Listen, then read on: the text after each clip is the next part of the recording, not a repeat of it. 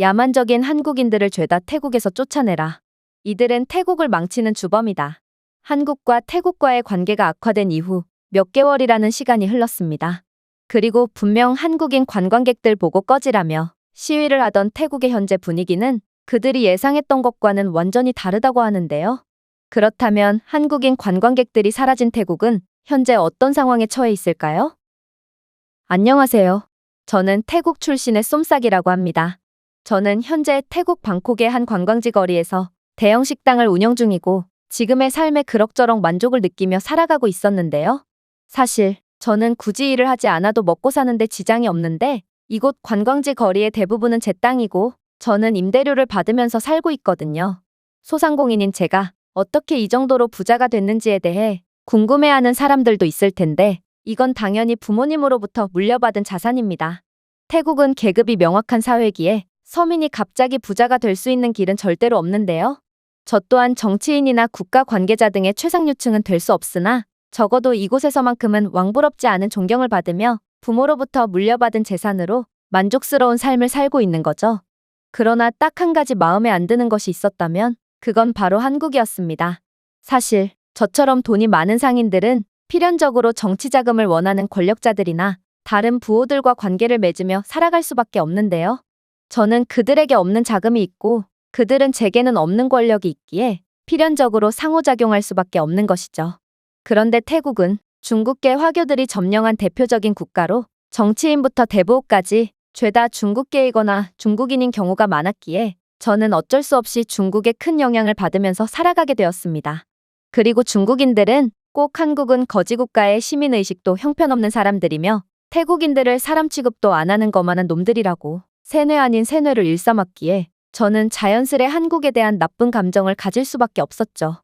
세뇌란 참 무서운 것이었습니다.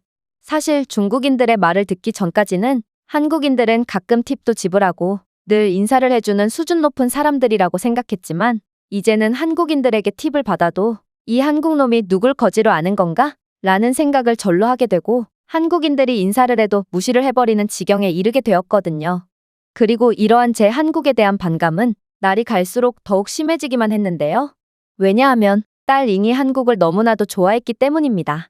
정말로 잉은 한국에 거의 미쳐있는지 용돈을 주면 모든 돈을 한국 관련 굿즈에 쏟아붓지를 않나 TV도 한국 관련 드라마와 노래가 나오는 채널을 고정해두고 절대로 채널을 변경하지 못하게 하곤 했죠. 오죽했으면 저는 잉이 마침내 잠에 들어서 뉴스나 볼까 하고 채널을 돌렸지만 잉은 마치 귀신 꿈이라도 꾼 것처럼 눈을 번쩍 뜨더니 당장 채널을 돌리지 못하겠냐며 역정을 내곤 했을 정도로 그녀는 정말 명예한국인 수준으로 한국을 좋아했죠. 잉이 한국을 좋아하는 이유는 너무나도 명확했습니다. 그건 바로 한국 남자들이 키도 크고 잘생겼으며 또 얼굴이 하얗다는 이유였죠. 그리고 저는 그런 잉의 한국 사랑을 볼 때마다 정말 돌아버리는 기분이었습니다. 태국인이 한국인들보다 훨씬 남자답게 잘생겼고 심지어 한국인의 연약해 보이는 창백한 피부보다는 태국인의 구릿빛 피부가 훨씬 건강해 보이고 멋졌음에도 잉은 한국 남자에 미쳐서 침을 질질 흘려댔거든요. 그리고 이러한 한국인에 대한 사랑은 잉뿐만 아니라 다른 태국인들도 마찬가지였고 태국 여자들은 정말 한국 남자라면 할아버지까지 만날 기세로 많고 많은 외국인들 중에 오직 한국인들에게만 엄청난 애정 공세를 펼치곤 했습니다. 저는 이러한 한국 사랑이 이해가 안 갔고 딸뿐만 아니라 태국인들 전부 한국인들만 보면 우러러보고 우상 보듯 바라보는 게 너무나도 불편했어요. 그러다 요즘 굉장한 화두가 되고 있는 한국의 태국인에 대한 입국 거부 사태가 터지고 말았습니다. 거만한 한국은 오직 태국인에 대해서만 입국 요건을 강화했고 결국 수많은 태국인들이 적법한 서류를 가지고 있음에도 한국 공항에 도착하자마자 곧바로 추방당하곤 했는데요.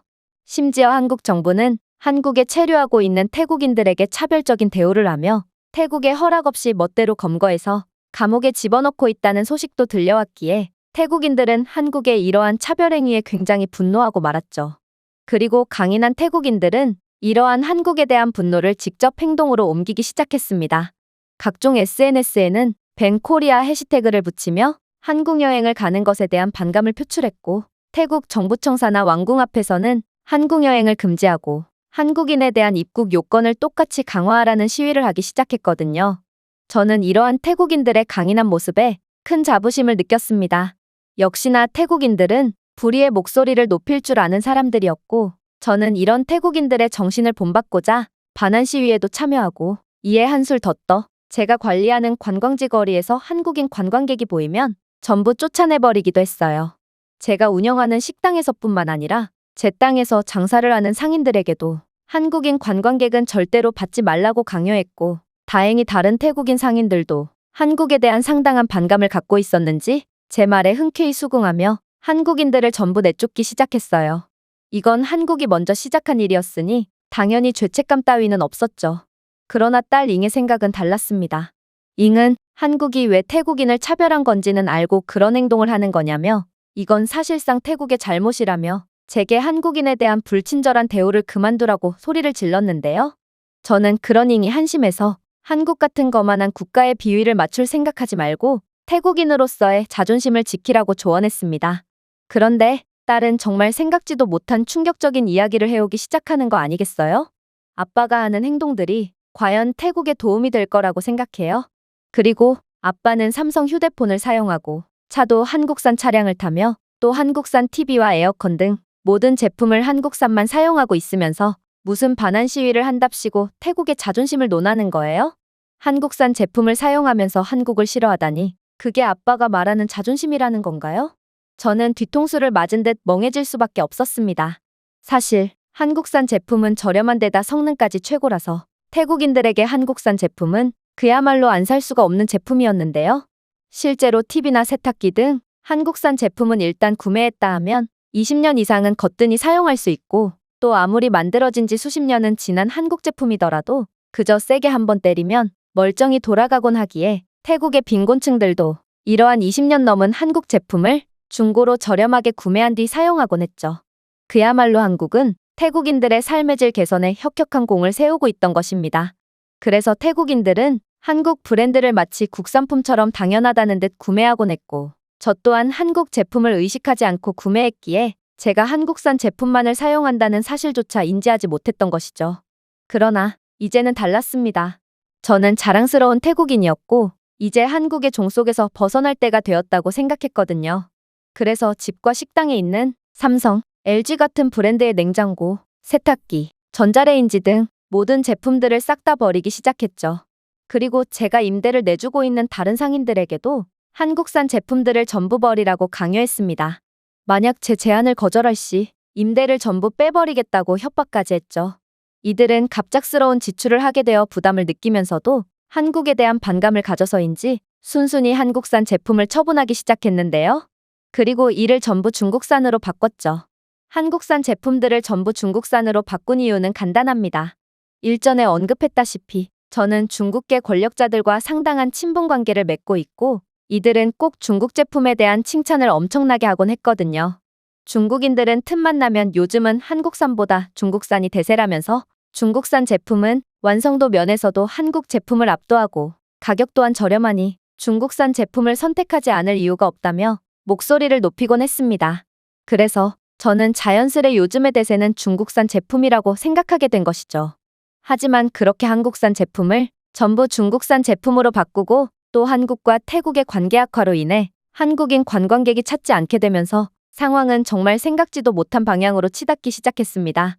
일단 저는 중국 브랜드의 전기 자동차를 구매하게 되었는데 중국산 차량은 자율주행 기능까지 있는 등 상당히 최첨단의 기술을 자랑하고 있더라고요. 그러나 자율주행 기술은 매우 불안정해서 GPS가 우회전하라는 신호를 하면 좌회전을 하고 교차로 한가운데서 이유 없이 급정거한다거나 신호등을 무시하는 등 치명적인 사고를 내며 목숨까지 위험하게 했죠. 또한 차량은 애초에 잘못 만들어졌는지 창문을 여는 버튼을 누르면 닫히고 닫히는 버튼을 누르면 열리는 등 중국산 차량은 정말 처참할 정도로 형편없었는데요. 제가 10년간 탑승한 현대 차량은 지금도 아무런 문제 없이 작동하고 그동안 3번의 사고가 났음에도 저를 멀쩡히 살려줬을 정도로 강력한 내구도를 자랑했지만 중국의 기술력은 한국보다 20년 이상은 뒤처져 있었고 저는 뭔가 일이 심상치 않게 돌아가고 있음을 직감하게 됩니다. 그리고 이러한 불길한 예감은 어김없이 적중했죠. 중국산 냉장고는 멋대로 가동을 중지해서 냉장고 안에 들어있던 각종 식재료들이 전부 썩어버린다거나 에어컨은 갑자기 뜨거운 바람을 내보내서 손님들이 전부 피신하고 다른 손님들은 사우나처럼 뜨거워진 가게를 찾지 않는다거나 하며 매출에 큰 지장을 주는 등 한국산 제품을 사용했을 때는 전혀 발생하지 않았던 문제들이 계속해서 터져나왔거든요. 문제는 저희 관광지 거리는 죄다 한국산 전자제품을 중국산으로 바꿨다는 점이었습니다. 상인들은 제게 계속해서 항의하며 중국산 TV가 제멋대로 볼륨을 최대로 증가시켜서 깜짝 놀란 손님들이 치료비를 청구했다느니 아이들이 가득한 디저트 가게에서는 중국산 TV가 갑자기 성인 방송을 틀어서 아이들에게 못 볼 꼴을 보여줬다느니 하며 제게 책임을 물었는데요. 심지어 중국산 전자레인지가 갑자기 터져서 불이 난 가게도 있었기에 저는 중국인에게 속았구나 싶어 머리를 감싸줄 뿐이었습니다. 한국산 제품을 사용했을 때는 이런 일이 단 한 번도 발생하지 않았고 상인들 중에서도 형편이 어려운 사람들은 20년은 된 고물 한국 제품을 구매하고도 멀쩡히 사용했기에 저는 정말 큰 실수를 했음을 느꼈죠. 아무리 한국에 대한 감정이 상했다고 해도 세계 최고의 기술력을 가진 한국 제품을 멋대로 내버리는 게 아니었는데 이건 정말 바보 같은 실수였어요. 그러나 진짜 문제는 따로 있었습니다. 그건 바로 한국인 관광객 급감이었는데 저희 관광지의 최대 수익원이었던 한국인 관광객이 줄면서 다른 국적의 관광객도 줄어들기 시작했고 결국 번화했던 거리는 한 달 만에 개미 새끼 한 마리도 안 보이는 유령 마을로 변해버렸거든요. 사실 한 달쯤이야 버틸만은 했습니다. 저희는 한국에 대한 악감정으로 이를 바득바득 갈면서 고통을 감내했고 적자에 힘들어하기보다는 한국에 대한 반감으로 가득 찰 뿐이었죠. 그러나 정확히 한 달이 지나고 적자의 폭이 심각해질수록 이곳 거리에 소상공인들의 통곡 소리가 온 사방에서 들려오기 시작했어요. 그도 그럴 것이 아무리 공들여 식재료를 준비한다고 해도 찾아오는 손님이 전혀 없으니 식재료를 전부 버려야 하고 숙박업소에서는 적자를 못 이겨 아예 전기와 수도까지 끊겨서 더더욱 손님을 받을 수가 없는 상태로 상황이 악화되었거든요. 그리고 이렇듯 손님을 받아야 하는 가게가 손님을 받을 준비를 전혀 못하게 되자 상황은 걷잡을 수 없이 처참해지며 이제는 정말로 단 한 명의 관광객도 이곳을 찾지 않게 되어버렸습니다. 당연히 상인들은 제게 임대료를 낼 돈도 없어서 월세를 지불하지 않기 시작했고 세상 남부럽지 않을 것 같던 저 또한 이러한 고정적인 수입이 사라져서 큰 피해를 받게 되었습니다. 사실 저는 태국의 고위 관계자들에게 정치 자금을 대며 이것저것 사업을 벌여놓은 게 많았기에 돈을 제때 못 받으면 파산까지 할 수 있는 상황이었는데요.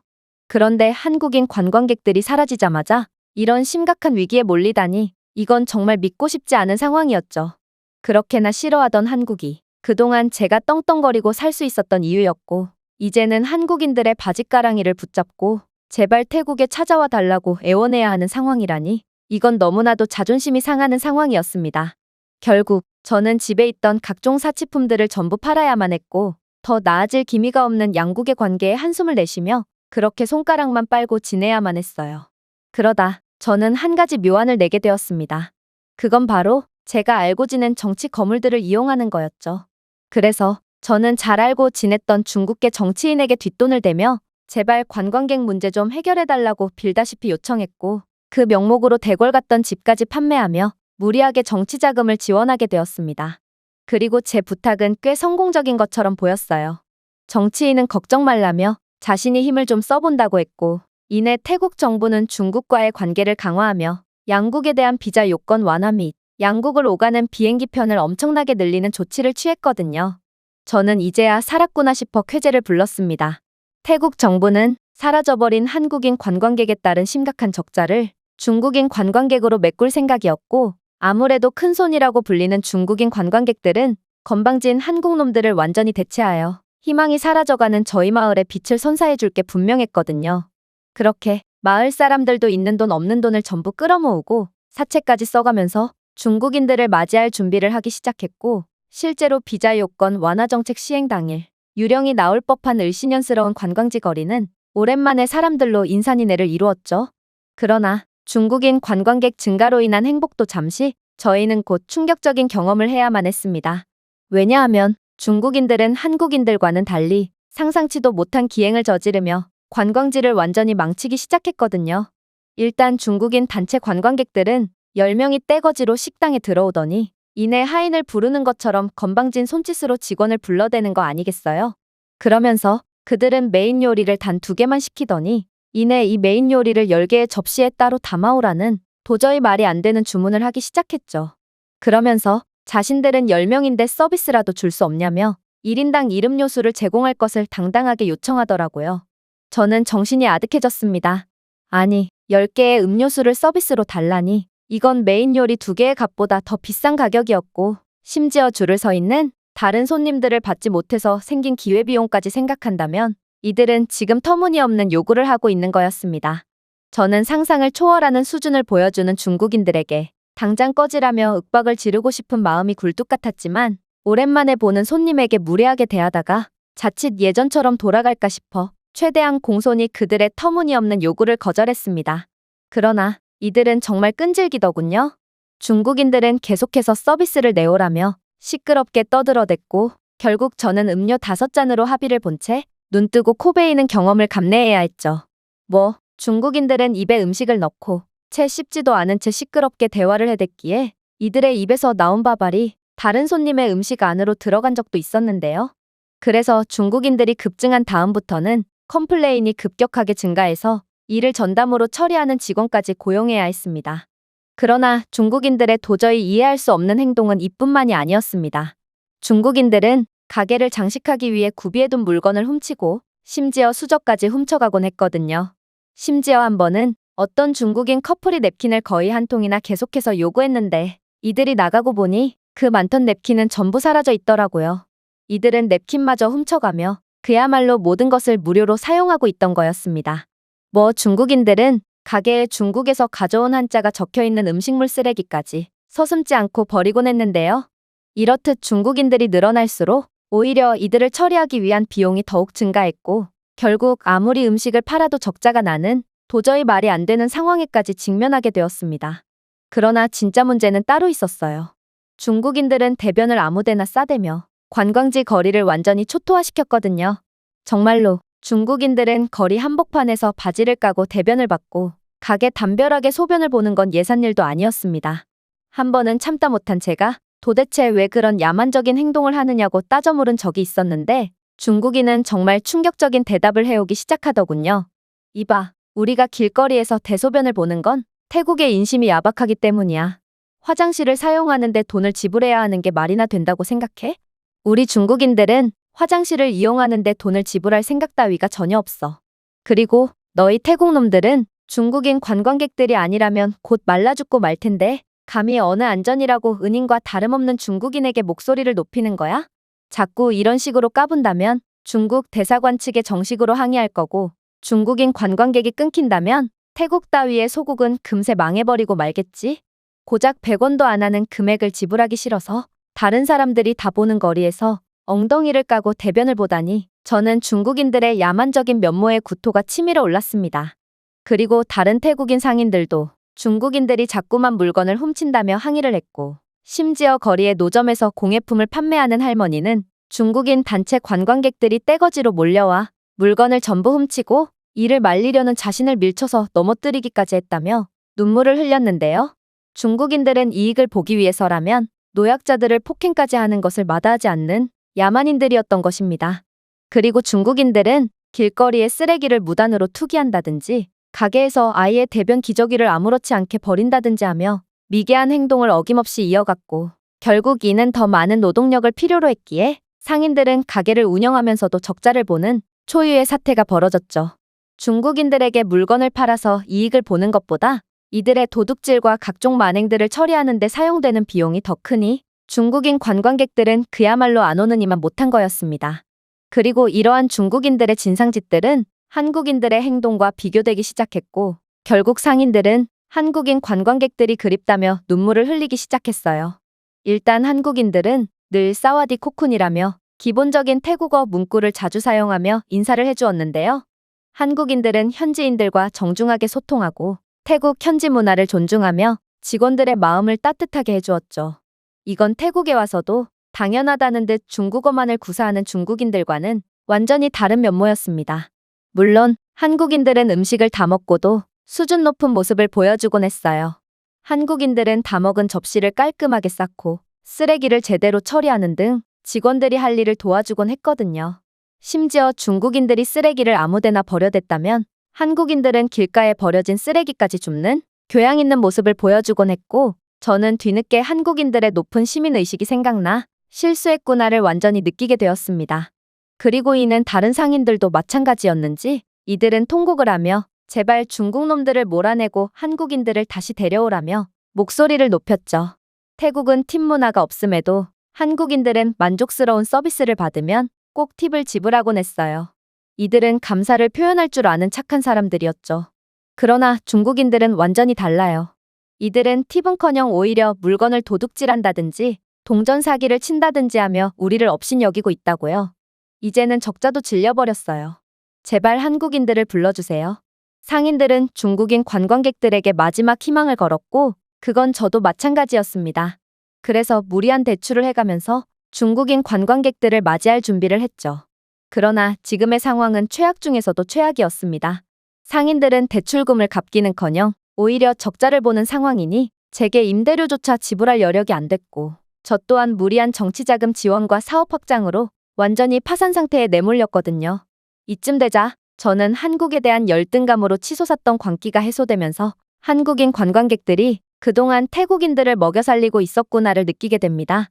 그리고 그제야 잉의 말이 귀에 들어오기 시작했죠. 아빠, 그러니까 제가 뭘 했어요? 왜 이유도 모른 채 남을 싫어한 거예요?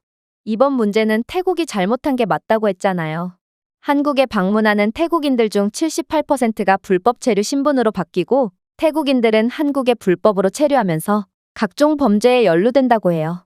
태국인들은 한국에 노동력을 제공하기는커녕 약물, 도박, 업소 등 한국 치안의 근간을 흔드는 최악의 범죄에 가담하곤 하고, 실제로 불법 체류하는 태국인들의 숫자가 많아질수록 한국의 치안은 급속도로 나빠졌다고 해요. 그러니까 한국 입장에서는 당연히 태국인들에 대한 입국 요건을 강화할 수밖에 없던 거죠. 태국 사람들은 너무 감정적이고 자신의 잘못을 인정하지 않으려고 하는 경향이 있어요.